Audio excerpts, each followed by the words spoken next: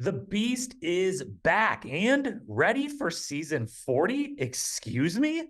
Plus, mini final, lots of math. Jay celebrates a little bit too soon. Ed is brilliant times two. A stalemate vote, and the final week of chaos finally lives up to its namesake. It's the challenge battle for a new champion, episode 14 recap coming up right now.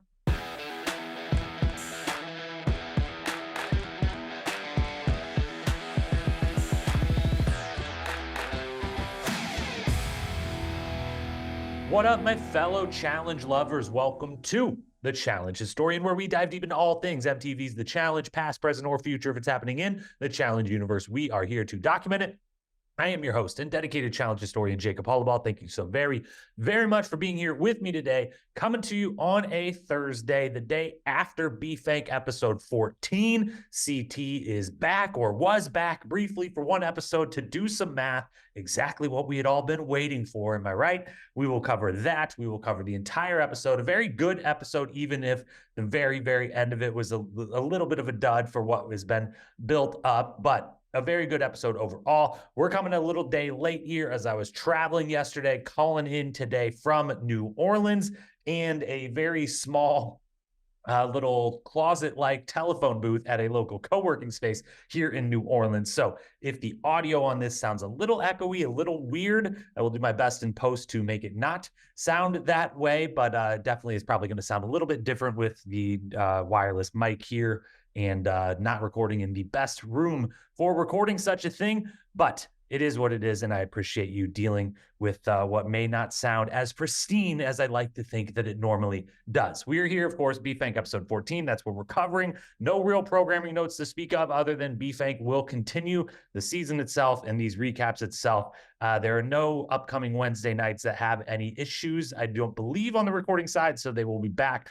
in next week and beyond to late Wednesday nights posting, so they'll be there for you on your Thursday morning to react and respond to right along with me. So that is all we got. We've got a big episode packed with things worth talking about. We will walk through, as always, every step of that episode, give out some awards, talk some predictions, and maybe start to really hone in power rankings at the very end of this podcast. They're going to start to really hone in on who's actually going to win this thing. We're starting to get near that final. We think we're pretty close to that final. We definitely get some information that much needed in this episode as to who might do what in a final scenario. So definitely stick around for the end. The power rankings are really starting to actually be kind of matter in my mind of really who do I think is going to walk away with that title, will become the new champion that they are all battling for. So episode 14 recap, let's dive in. Here we go.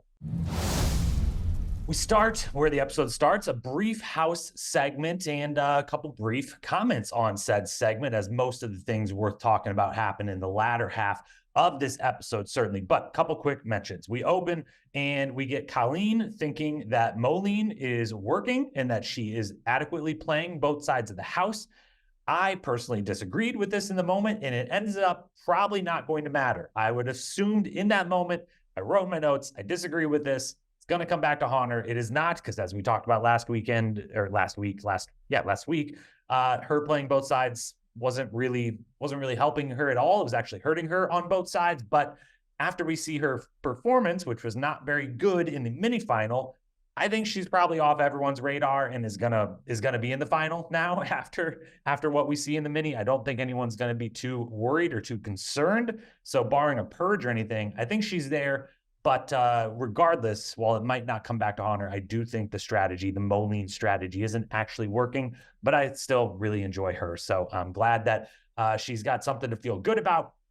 Now we've got Asaf, who then thinks he has something to feel good about as well. He and Jay have a conversation. They're talking how good of a game they've played, how Jay learned from Michele last season to maybe not be as messy or keep his mouth shut when he wants to get up and really stir the pot, really cause some chaos. And Asaf has the audacity to say that he and Jay deserve Emmys for the moves they've been making. And it's like something no one's ever done in the show before. And I about fell out of my seat, legitimately. Absolutely. In this co-working space that I'm recording in now, different seat, not in this room, but out in the common area, I almost fell off my seat I stifled the laughter because I didn't want all these random people to be like, who is this new guy that just showed up and sits over in the corner and is falling down laughing at whatever is going on his computer.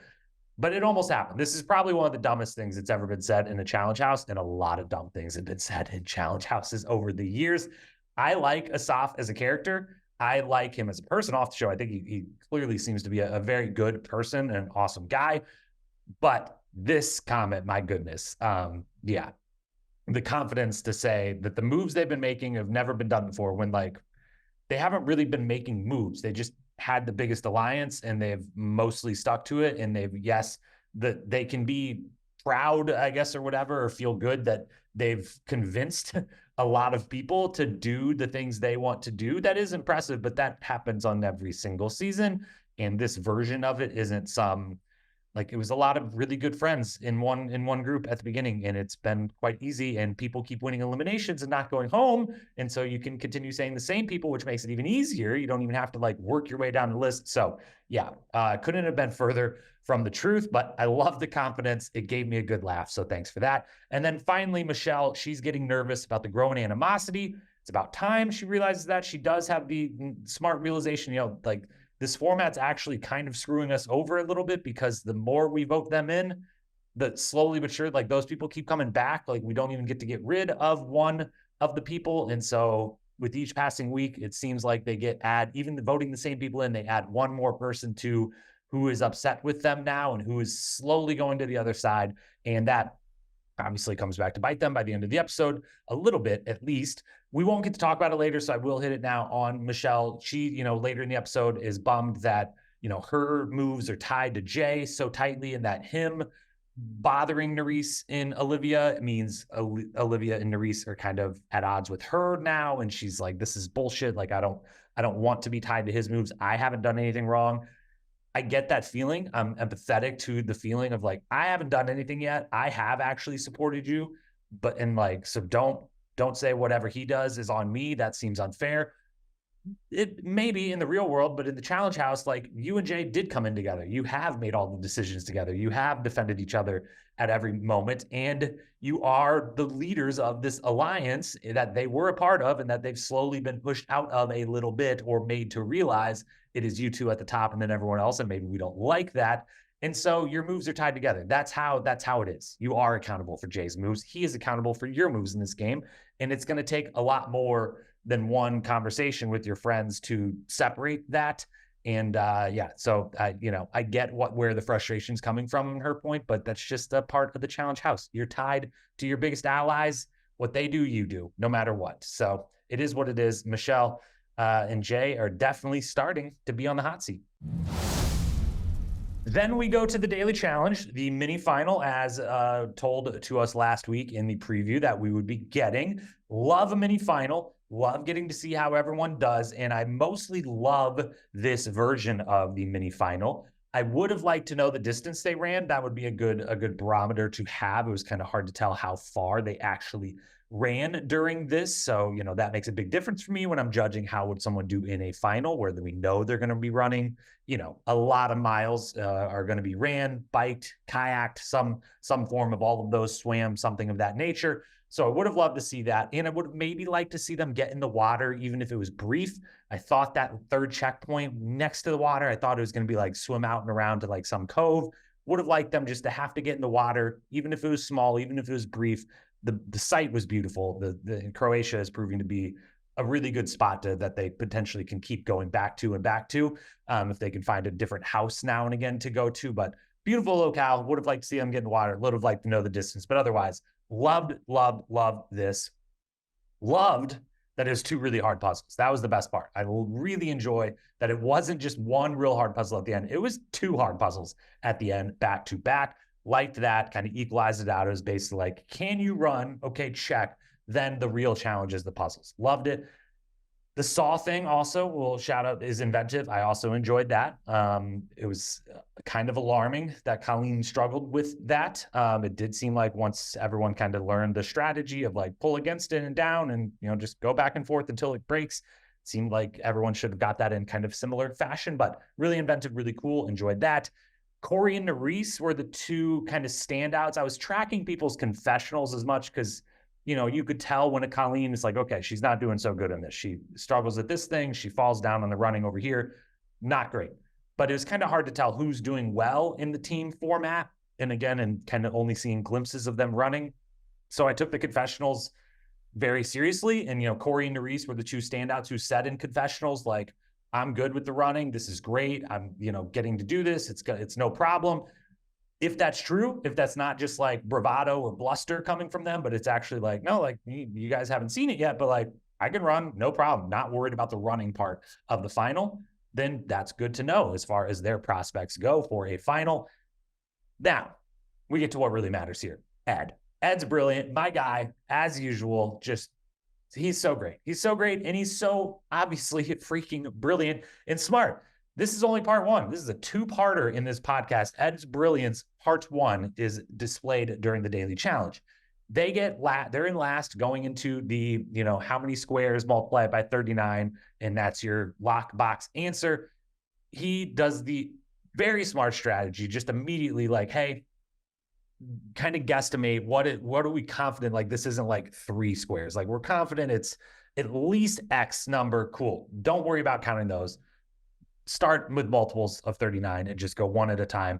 It's going to be a lot faster to just put one number in at a time over and over until one of them is right, versus spending all the time recounting squares just to be wrong, to recount squares to just be wrong. So it's brilliant, and it's why they so clearly, they get there well. It's not that they're in last. They're pretty far behind, and they just get through that so quickly, and now they're in first. So brilliant move by him. When afterwards the producers are going to have to get together and be like, we're going to have to add a new rule if we ever do this again, because if they do this again, there's going to have to be like, you only get X amount of guesses. Otherwise it's this time penalty or whatever because of this. Or if not, everyone should use this strategy every time in a scenario such as this. So, when you've put that question on the producer's plate, that you've done something really smart. Then they get to the final puzzle of the mini final. Michele Survivor callback. Loved that. That was super fun. And we just had that same puzzle that she calls back to on the recent Survivor season in the same spot in the final 5, final 6, one of the two. And was memorable in that. So it was cool getting to see that callback, getting to see them use this style of game. But you know what was more fun? Jay celebrating too soon and Kyland getting to dunk on him. Okay. I am not like out here anti-Jay the way a lot of the audience seems to be at this point. That's fine. It takes a lot for me to be anti anyone, as you longtime listeners of the show have realized at this point. I like rooting for people. It takes a lot for me to root against someone, but that doesn't mean that I don't revel in a moment where the person who's been running the house, who's been given hell, who's been in the last episode and then this one, act in a certain way, a certain confident, bravado kind of aggro way towards another group of people and another individual, and Kyland in particular, has this moment, thinks he's won, thinks, I'm going to get to send them in again. And not only has that moment, but celebrates it kind of a lot really fast. And then TJ says it's incorrect. And then Kyland immediately gets it. And boom, tables turned just like that. I mean, that's just great television. Are you kidding me? So while I'm not anti-Jay, I am pro Kyland. Love Kyland to death. So I just felt amazing. And that's cinema, baby. That's just so good what we got to see right there. They then pick Horacio, which is expected with that group. Kyland was going to be fighting an uphill battle, and he rightly and thankfully Horacio also smartly and rightly kind of sees like, hey, you know what? What's the best thing that could have happened here? If Kyland would have fought like hell and somehow convinced these other 3 people who were obviously going to throw me in to say someone else, the only result is then that the rest of the house is going to put me in. So I'm there either way. And now the rest of the house doesn't get to be divided because they could just all get to say my name. So it is actually the best scenario possible that, hey, put Horacio in, and guess what? There's no one left. To James, Kyland, Horacio are already off the board. You have to vote for one of your own, and that's exactly where we've been hoping to get to. It just took us a while to get here, but we have finally gotten there. The chaos can finally ensue. Then we've got the nominations.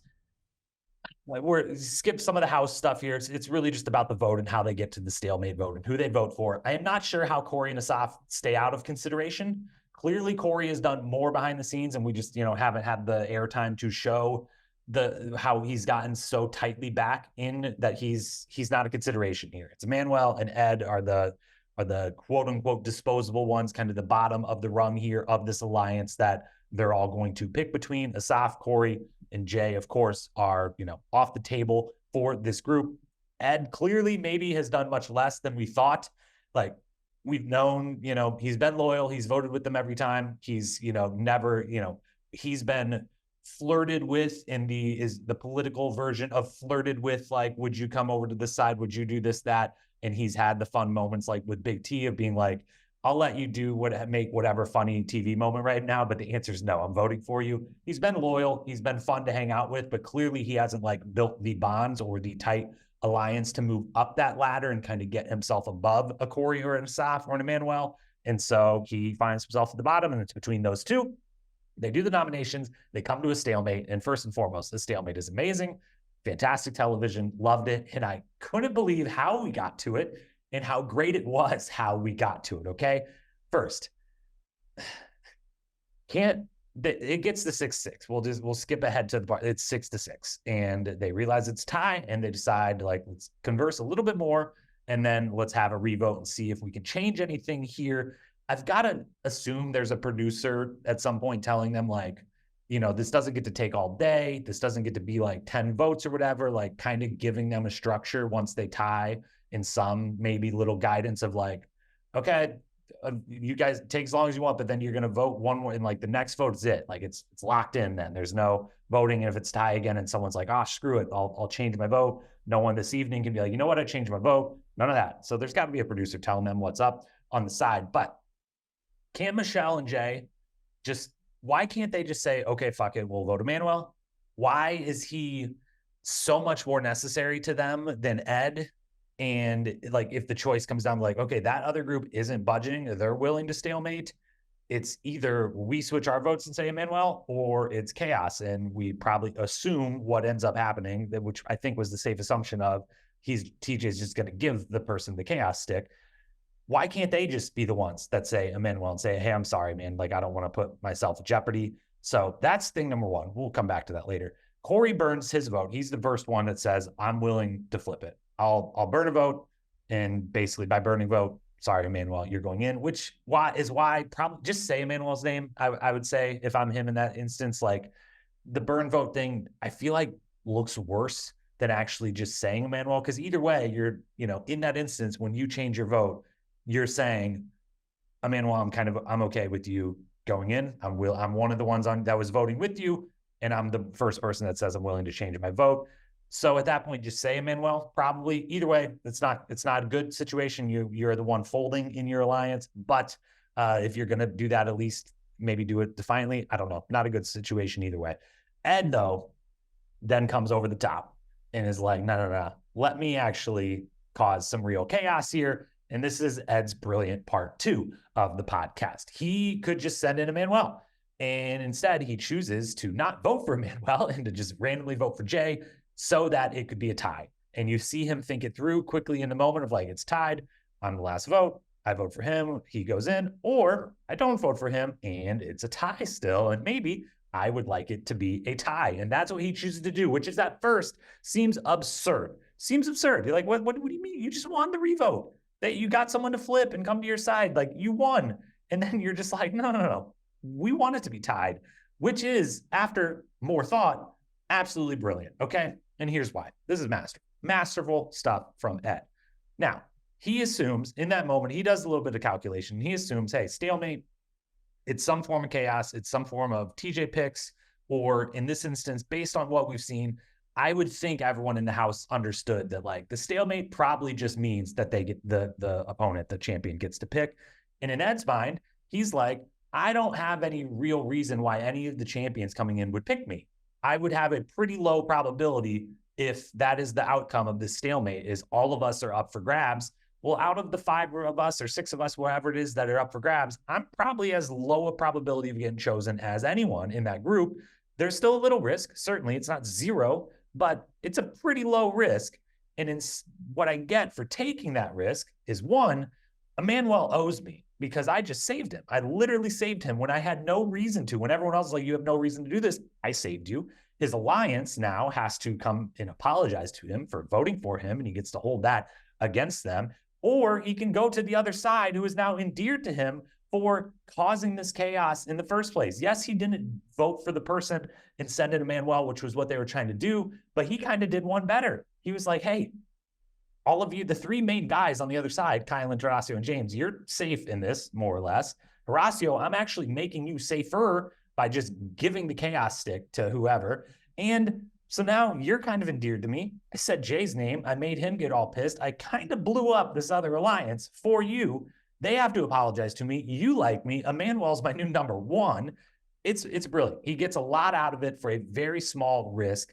And I think it was a calculated risk. I think it was smart. And I think he was ready maybe just to also, like us viewers, I think had us in mind of like, this is going to be more fun.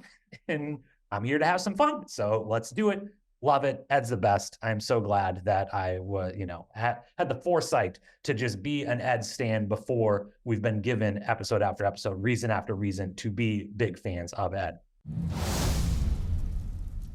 Then we get to the arena. And of course, as we've known for weeks, we've been waiting.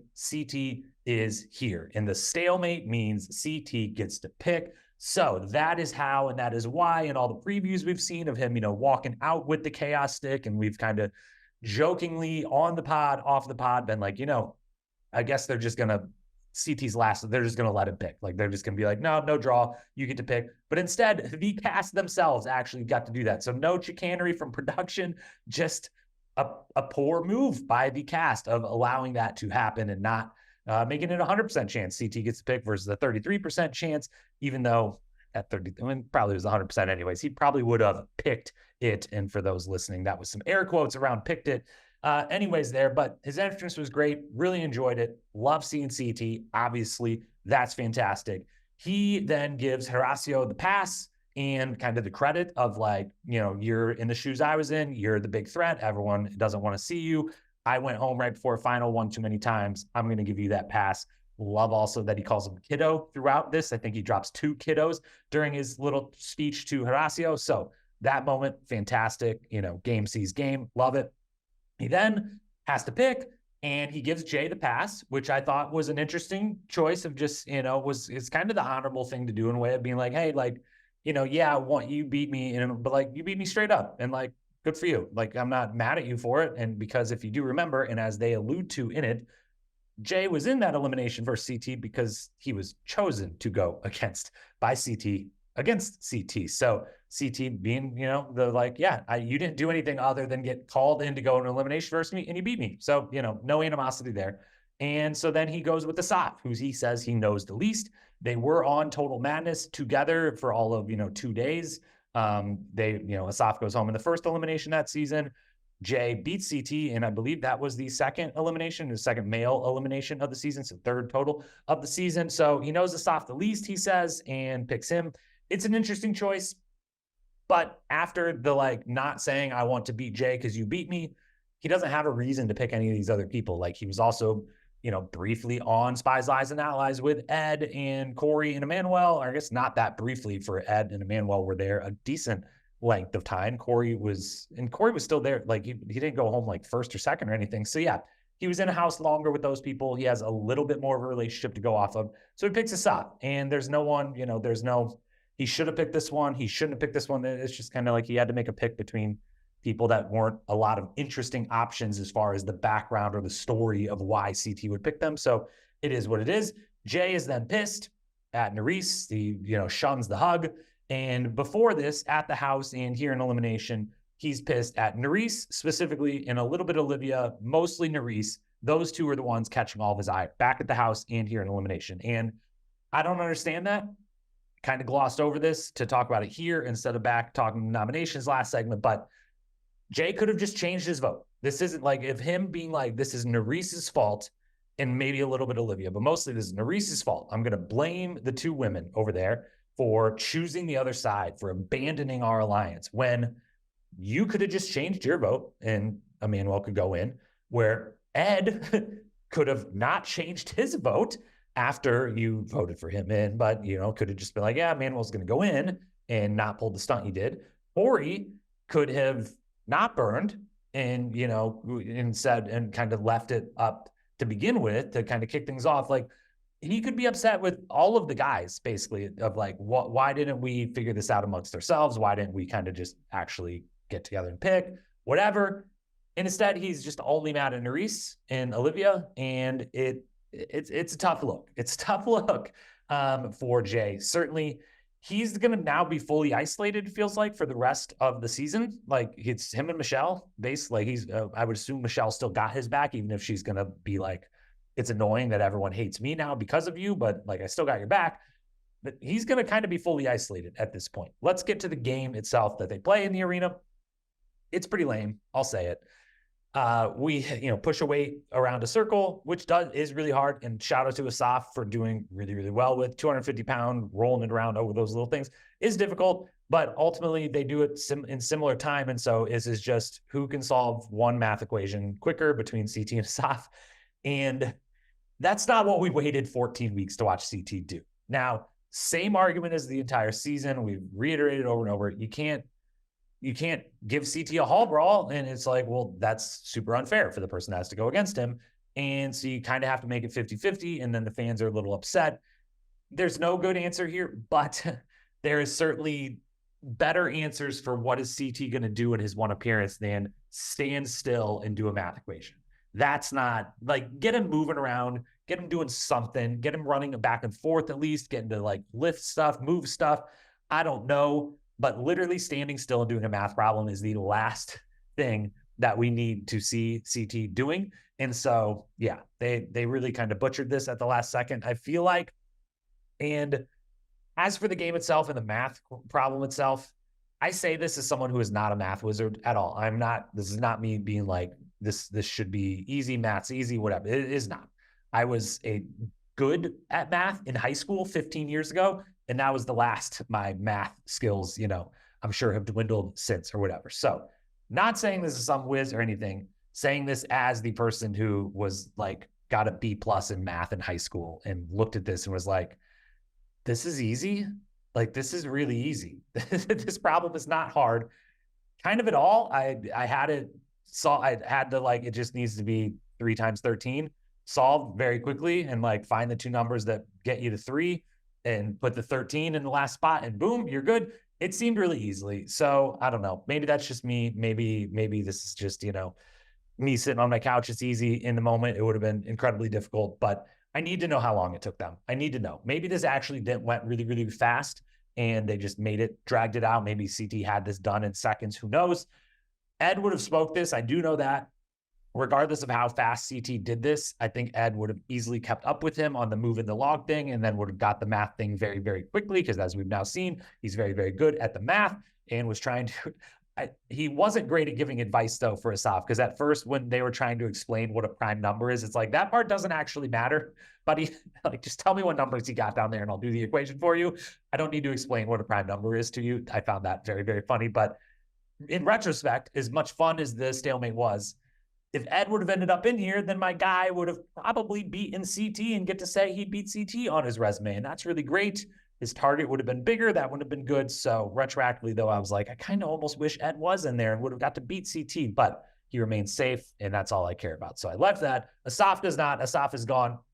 I do like that he said, got to realize that he deserved to be there. That clearly was weighing on him in a big way of like, I only got one shot at this and I was barely there. And then they didn't call me back. And, that definitely is a confidence, breaker. And so him getting to get that confidence back, I'm glad to see that. I hope he's on more seasons. I do find him to be an interesting character and an entertaining character, whether you're rooting for, against, laughing at him at times as the ridiculous statement at the beginning of this episode, and I was, or, laughing with him at something he has said or done. I think he's good for the Challenge House. I hope he gets called again. I'm glad that he did get the call for this one. And speaking of getting calls for seasons, we know one person that is getting called for next season because CT references season 40 twice to TJ. And I couldn't believe that the producers left that in there and the editing crew was like down to leave that in there. I'm glad they did. I love CT for doing it, of like, just, getting ready for season 40. TJ, season 40 coming up. All of us champs going to get together and get to whoop some ass. It's going to be great. So love that. Glad he'll be answering the call. Bye to Asaf. Hello next season to CT coming back to our screens. Now we've got our awards. As always, quote, moment MVP. As for a quote, there's really only one that's going to win, but I'll give two other nominees here as well. Asaf, quote, "Good morning, Nerys. You're not here to find love. You're here to find money. Remember, Fantastic Four were the heroes in this game. Friends over winning this game. What do you prefer?" I really liked that. I just like the good morning, Nerys. That I like that part.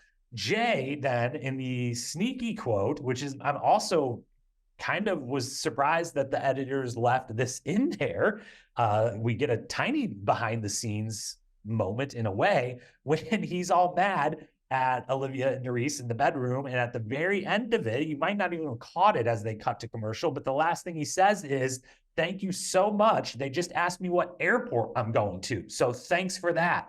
And then it goes to commercial. It was like, damn, okay. But yeah, they check in with people who are vulnerable, like, hey, if you do have to go home, where are we going to send you? So it was a fun quote. It was a fun argument. And it was a fun little behind the scenes nugget of things that go on. And definitely, yeah, shakes your confidence if you're Jay of why the fuck are you asking me? What's about to happen here? Like that. But the winner of quote of the week goes to TJ himself. Quote, "A stalemate takes the game out of your hands and puts the game in these hands, which is the worst possible thing you could ever do. There's a beast of a challenge champ waiting to destroy you. Why would you have me make a decision for you?" End quote. TJ monologues are almost always very, very good. This one was fantastic. Loved it, loved it, loved it. Loved him looking at his own hands as he said, "Why would you give it in these hands?" TJ wins quote of the week. Best moment, Asaf conducting his team like an orchestra, doing the saw part of the daily challenge, like that. Michele and Horacio's icy conversation at Magnus, the club. We get the club name this week. It's Magnus is the club that they rent out and go to, which was one of the worst club segments we've had in a while. And that's saying something, but this conversation between them and Horacio just not giving her anything back is fantastic. And just, shout out to Michele for she keeps trying. She keeps trying, even if she's going to get it shut down right to her face. The stalemate vote, of course, was great. CT saying Horacio, is similar to him, calling him kiddo.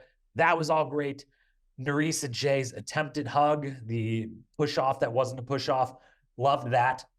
But I'm giving the moment of the episode. I've never done this, but we're going off of the screen and onto the other screen, dual screen action here. We're going Nerys's Twitter feed for the moment of the episode, because the most fun I had in this whole episode, which was good and I had a lot of fun with, was reading all of Nerys's tweets about this episode. If you're not on a Twitter, good for you. You shouldn't probably be. But if you are and you haven't, this cast in general and all of the cast members that are left right now, very active, spilling a lot of good tea, talking a lot of shit, really, really, really going at each other after the fact. And so I can only imagine the reunion they filmed last week was fantastic. I'm looking forward to that. Nerys's Twitter feed, though, really enjoyed the things I learned and the shit talking that went down and everything else. So she gets the moment of the episode for that. As for episode MVP, CT did his job. He was very entertaining, even when standing still doing math. He gets the honorable mention. That is the most that the champion can get via my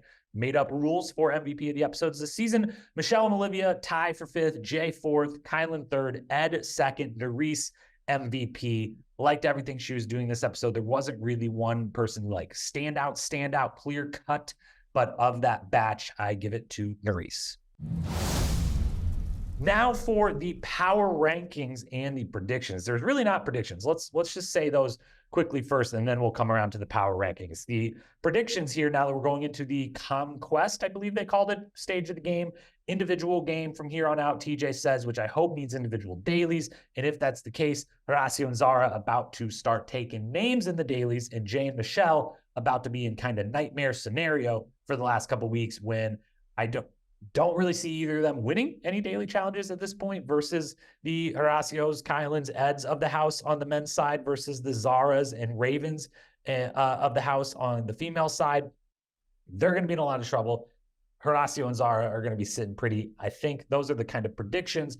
We still have our new kind of mid-season finalists and winners predictions that we made and are still unscathed here. Horacio, Emmanuel, Corey, Kylan, Raven, Nerys, Michele, Colleen. Raven and Horacio as the winners, but Horacio as the one winner above all. I feel really good about these selections. I feel, we haven't lost any of them yet since making them 4 or 5 weeks ago.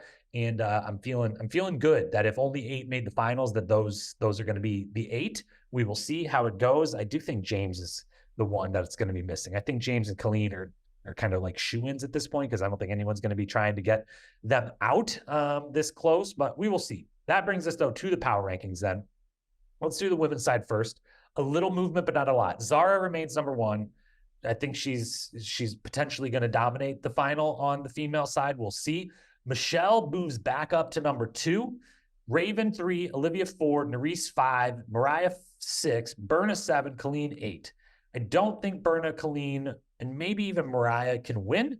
And then the top 5, it really is Zara's the best runner. And then it's like, how good are you at puzzles is kind of why there was a little shift. And I moved Michele back to 2. I was kind of reminded, like, she is pretty good at the puzzle thing. And I don't have questions of like, I don't think they're good. I'm not 100%. Are you going to be doing it with a partner, with the team, on your own every time in the final? Who knows?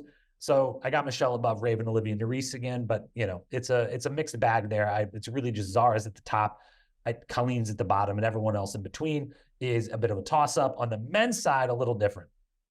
Ed moves into first, okay? Kylan second, Horacio third. Those 3, and Emmanuel 4th, Corey 5th, Jay 6th, James 7th, just to say all 7 of them.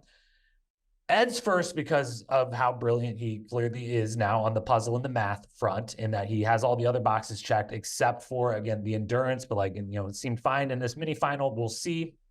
The only one that is like 100% great on the endurance in my book is Horacio, but he moves from first to third just because I'm a little nervous of same question I just asked on the women's side, but are you going to have to do these puzzles and math on your own? Are you going to have a partner? If you're lucky enough to have a partner, are you going to be lucky enough to be partnered with the right person who can help?